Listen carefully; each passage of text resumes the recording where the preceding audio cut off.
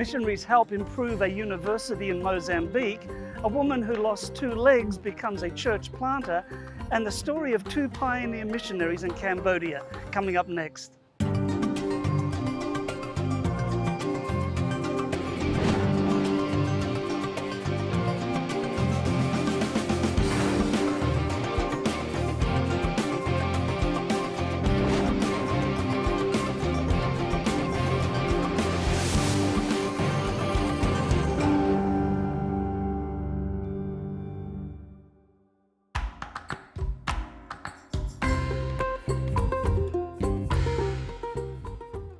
Hello and welcome to Mission 360. I'm Gary Krause.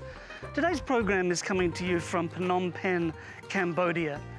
And I'm actually standing in a museum here in Phnom Penh that records, documents a very dark chapter in Cambodia's history. That was the period of the Cambodian genocide between 1975 and 1979. Different estimates, but probably some 1.7 million people were killed during that time. And as you walk through this museum, you go into the cells where people were detained. Some of the thousands of photos that the Khmer Rouge took of their victims are on display. And as you look into the eyes of these people, older people, young people, children, it's just a record of how dark the human soul can be without the love of Jesus in dictating, directing people's lives. And that dark chapter is now something that is in the distant past in terms of young people today. They weren't part of it, but it's a history that cannot be forgotten. And today we'll be talking more about what has happened here in Cambodia. We'll be talking about mission in Cambodia. We'll be talking to Dr. and Mrs. Ng, who are missionaries here and left about 3 weeks before the Khmer Rouge took power. First up, let's meet some missionaries in Mozambique, Africa. Nós estamos aqui. We are in front of Adventist University of Mozambique. It is located in Beira, which is near the center of the country and right of the sea. The story of how we arrived here is interesting. I was a theology professor in Faama, the Adventist University of the Amazon, near Belém, Brazil. Malu, my wife, was the educational coordinator in the same institution. We were very comfortable. But then I received an email inviting me to teach at the Adventist University of Mozambique. I was uncertain at first. I had never thought about overseas mission. What would it be like? How would my family adjust? Many things went through my mind, but I had to share the news with my wife first. When he told me about the email, I responded, "Really? Let's go. Let's go right away." Malu's response caught Dr. Geraldo by surprise. Part of him hoped she would turn down the invitation, but when she immediately accepted it, he saw it as God's approval to go. When they arrived, the university campus was in decay, and the students and staff lacked the most basic necessities like food. This is a charcoal oven. You put the charcoal below and the pan on top. It is a typical oven in this nation. One day, I found a school worker cooking rice in a small pan with a bit of cabbage on top. I asked him if that was his only meal for the day. The man said, "Yes, this is my only meal today." So I asked him if that was going to be enough to feed him, and he said, "Oh no, this is not just for me, it's for me and 2 other people." Dr. Geraldo returned to his office in tears. He and Malu knew the students couldn't study and learn on empty stomachs, so they prayed together for God to provide. He answered their prayer through a missionary who donated funds to start a cafeteria. Now the university serves daily meals to students and staff.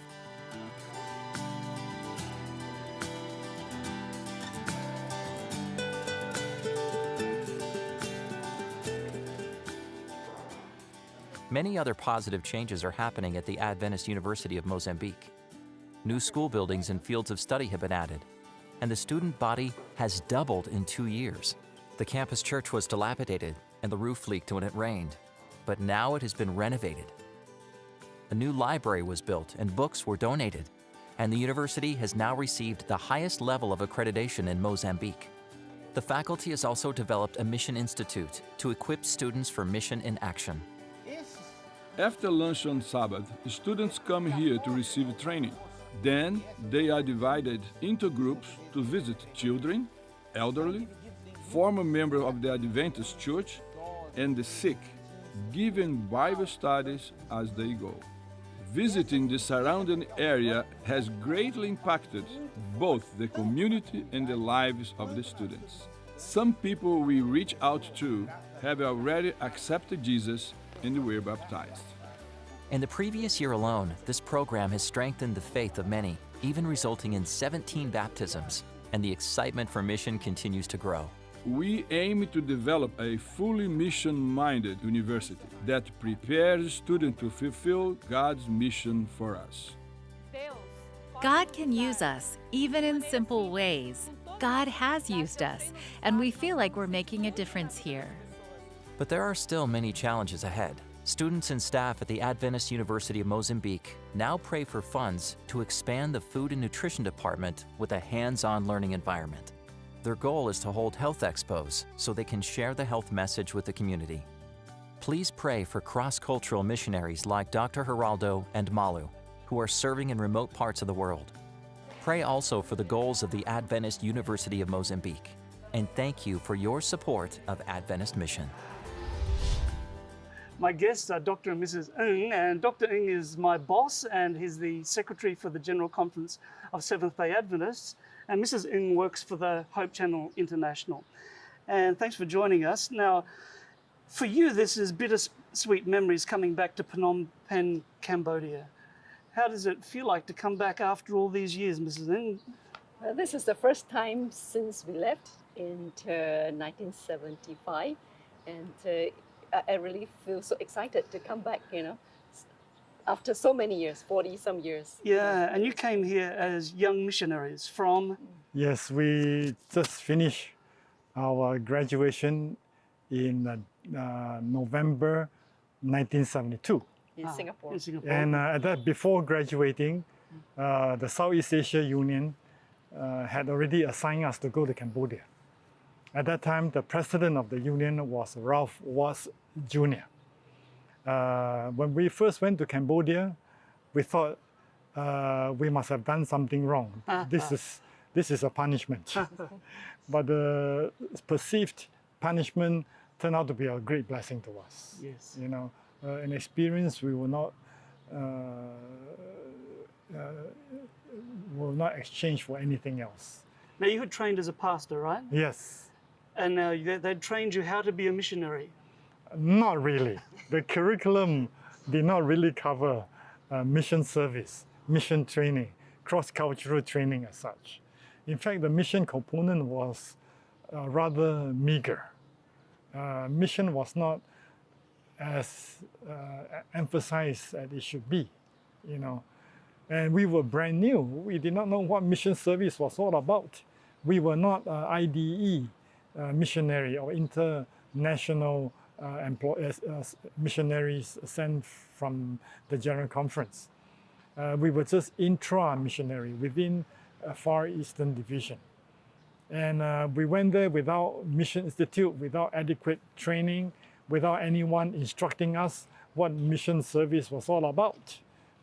And take, for example, a group of people from the union and from the church sent us off at the airport in Singapore. They were so happy to see us off, only to find out we did not have visa to go to the country. A mere technicality. And so we had to return to the school where we were located. And a week or two later, we applied visa, then off we went again. And of course, this time, the well-wishers were much fewer than what it was before. So the standard of living in Singapore was very different to what you encountered when you came here. What was it like when you arrived here? How did you feel? It was not too bad, We were young and ready to do some venturing. Yes. The student missionaries wrote to us. They said, we are preparing your honeymoon suite for you. And the honeymoon suite turned out to be an empty nest, empty apartment. But they were very kind. They painted the whole apartment in the Russian Information Center on the top floor of a 4-story building. So we were very grateful for their warm welcome. But it was a stark contrast to what life was in Singapore. Yes, you know, we were spoiled with all the conveniences in Singapore. And Cambodia being a foreign country, we did not quite know how to behave, you know, and how to relate to people. And the first assignment given by the union was to study the Khmer language. So this was an area where we make a lot of errors. We had no language preparation whatsoever. And so we merely hire an elementary school teacher to teach us Khmer. And of course, elementary school teacher did what he used to do, and that is to use grade 1 textbook. Memorize all the consonants and alphabets of the Cambodian language, which had its roots in Sanskrit, you know. So it's an extremely complicated language. And so we memorized a lot of words, memorized a lot of sentences, but we couldn't put them to use because we could not communicate when we went marketing and so on. Only to find out later that that was not the best way to study language. And it was only months later we discovered by chance a textbook published by the State Department of the United States government, in which they trained missionaries within a short period of time, like 3 months, to speak the Khmer language, emphasizing only on conversation and not on vocabulary. The aim was to build up your confidence to speak the language, to be able to communicate with people. You know, after that, you learn the consonants, the alphabets, the vocabulary, and so on. So we began to make headway after that. Yeah, how many church members were there when you came? There were very few of them, probably 17, 18 of them. Right. But we had good attendance every Sabbath. Most of them came from the language school itself, students from language school. They relish coming to Sabbath school and worship service because they receive free English tuition, so to speak. You see, yes. So they got to practice their English. They got to listen to English lectures. And so the attendance was always good. The chapel was always full. Even Sabbath afternoon, we had what we call the story hour, making use of the 10-volume Bible story written by Arthur Maxwell. And that's where we got a lot of converts. And so every few months, we will have baptisms. So when we had baptisms, we had to go to the church by the presidential palace. The baptistry was there, and it was a time of great rejoicing. When before we left, we had 33 members. Wonderful. Yeah. Well, thank you so much for joining us, and we're going to be talking a little bit later in the program. We're actually here at the Genocide Museum, which commemorates a very unfortunate time in Cambodia's history, which actually began about 3 weeks after the Ings were evacuated out of Cambodia. But we'll talk about that some more a bit later.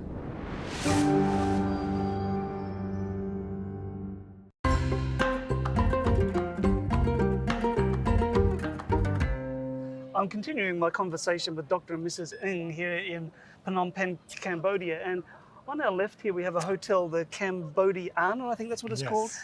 Tell me a little bit about your experience with this building. When we were in Phnom Penh, 1973, 74, 75, this hotel was already in existence, but it was only half finished. Okay. And at that time, there was a huge influx of refugees coming from the countryside because of incessant rocket attack from the countryside to the city itself. So hundreds and thousands of refugees flocked into the city. They were hungry, they were hurting. So some of them were housed in this hotel, this very hotel. We did a lot of refugee relief work. So many of us went from room to room to help with the refugees. And we saw those poor people in a dark room, dingy looking, mother, children, cooking a meal on the floor. You know, the entire room was filled with smoke, charcoal smoke, and it was a pathetic scene. But every day almost we did a lot of refugee relief, distributing clothing and rice and salt and fish from Mekong River. Okay. Wow. So when you were here, you experienced rocket fire. Tell me, did you experience any providential care while you were here? Rocket attack was a daily occurrence. Okay. We have learned how to respond to rocket attack. Okay. When they B-52, right? B-52, which we'll talk about it later. When rockets went overhead, it will make a whistling sound. So when you hear the whistling sound of rockets going overhead, that means you are safe. Okay. So You're still alive. we are still alive. The problem is when you don't hear it. Because when you hear you are the target, Right. you wouldn't know anything about it. Right. So upon hearing the whistling sound, immediately we'll hit the floor. And so the favorite place in our house, in our apartment, will be the bathroom, because it was reinforced with pillars and so on. So we thought that was the safest place to be in a rocket attack. And then we had many experiences how the Lord worked overtime to protect us. My wife was a treasurer of the Kamai district, and every week she will go to the bank to deposit the money, offerings and tithes. And one time she went with a student missionary, you know, who accompanied her to the bank. And when he was inside the bank, there was a rocket attack. When he came out from the bank, ready to retrieve his bicycle, he noticed one of his handle was cut off by a strap there. He was saved and sound. A lot of commotion outside, but the bicycle was okay with -1 handle, but he was safe. Wow. So we just thank God for that. When you were finally evacuated out of Phnom Penh, you went out to the airport. What happened? I was with him, you know, going to the airport, right? Yes. Yeah. And While we were at the airport, we had to hide ourselves in a bunker, because the airport had been a constant attack from the enemy. Because if they could take the airport, they could take the country. And so from one bunker, we will run to the next bunker, just next to the runway. And finally, we make the last dash to the plane itself. Then upon entering the plane, they quickly closed the door and they started the engine, and the plane made a very tight loop around the airport, going up. And we just thank God we safely arrived in Bangkok as a result. Wow. Yeah. So when you look back at your time here, what lessons did you learn as young missionaries? Well, never question God. Why things happened the way they did. God asked us to trust Him, and not always, because we are not able to understand why things happen the way they did. That's not one lesson we learned. Lesson number 2 is that we learn to trust God for the future of His work. We had 33 members when we left. So we thought the congregation will be scattered because of the war. But little did we know that years later, many of the tens of thousands of refugees streaming across from Cambodia to Thailand, they received the gospel message through the refugee ministry. So a church was established through the ministry of many other dedicated Seventh-day Adventist organizations. So our church today is strong and on a firm footing. We have a mission office, we have a school, K to 12. K to 12, doing very well. So we just praise God for being in control of His work, even though everything around you may seem to be falling apart. Wonderful. Dr. and Mrs. Ng, thank you so much for sharing with us today. It's our pleasure.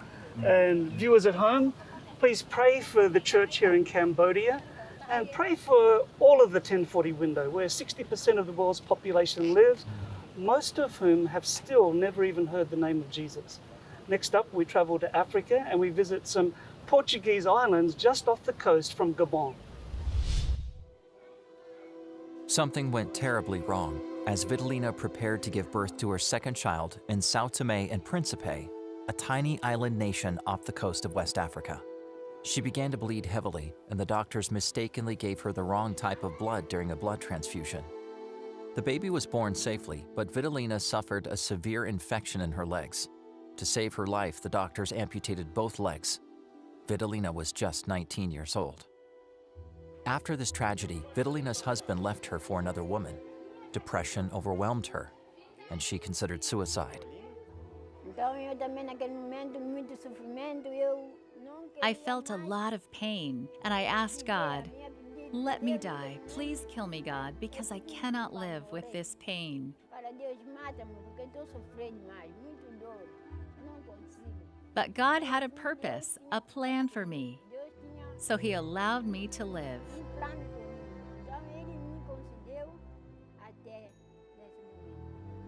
Vitalina worked hard not to burden her family.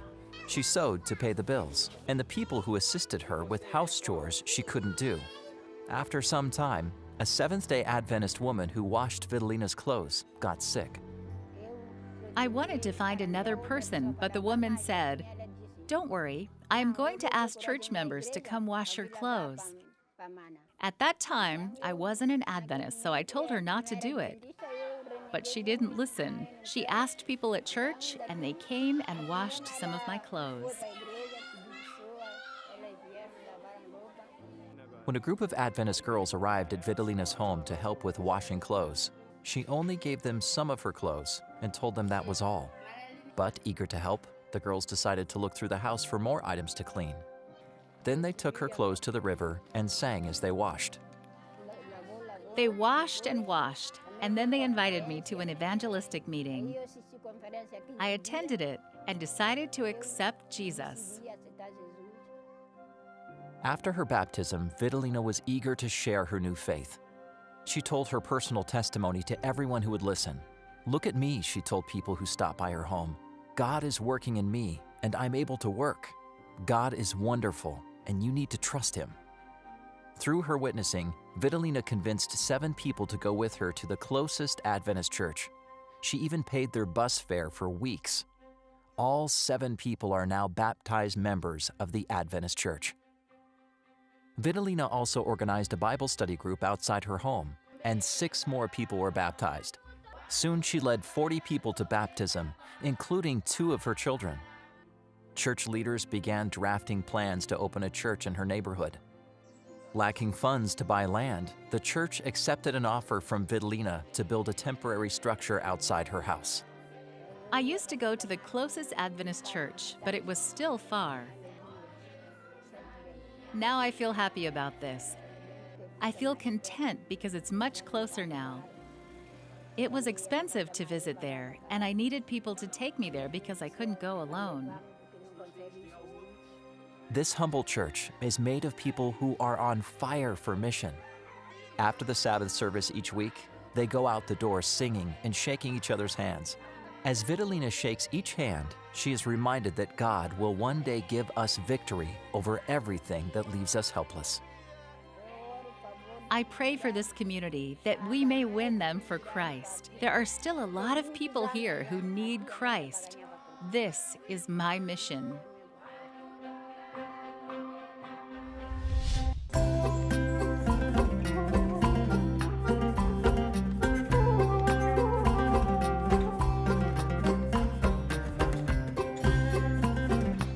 Well, thanks so much for joining us on today's program, and I hope that you've enjoyed our 360-degree view of mission around the world. As you've seen on today's program, we have wonderful mission activities taking place in various parts of the world, and we may speak different languages, We may come from totally different cultural backgrounds. We may even look different, but we are all sons and daughters of God, and we have been given a commission to share His love in practical ways with people who do not yet know about Him. Please continue to pray for mission around the world. Please pray for our missionaries serving in various places, many challenging areas. Pray for our global mission pioneers who are planting new groups of believers in new areas. Pray for our urban centers of influence that are putting Christ's method of ministry into practice. On today's program, you've seen many needs, you've seen many challenges, but we praise God for so many people who have come to know Jesus Christ through your prayers, through your mission offerings, through your global mission donations, through your personal involvement. So I want to thank you for being a vital part of our Adventist mission team. For Adventist Mission, I'm Gary Krause, and I hope that you can join me next time right here on Mission 360.